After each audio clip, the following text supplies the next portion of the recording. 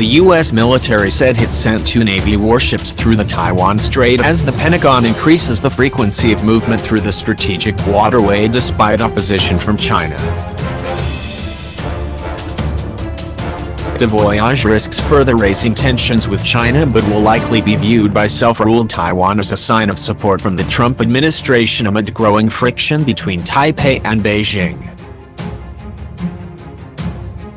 Taiwan is one of a growing number of flashpoints in the U.S.-China relationship, which also include a trade war, U.S. sanctions and China's increasingly muscular military posture in the South China Sea, where the United States also conducts freedom of navigation patrols. The 2 destroyers were identified as the William P. Lawrence and Stetham. The 112-mile-wide, 180 km, Taiwan Strait separates Taiwan from China.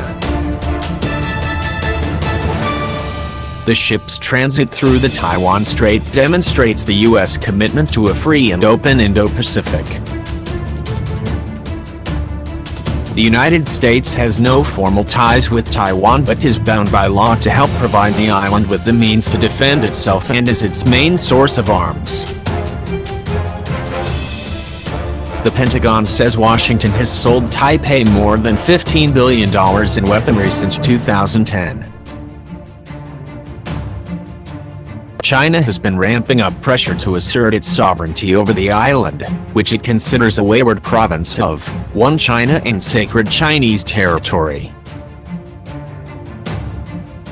Beijing's concerns about Taiwan are likely to factor in Chinese defense spending this year, following a stern New Year's speech from President Xi Jinping, threatening to attack Taiwan should it not accept Chinese rule.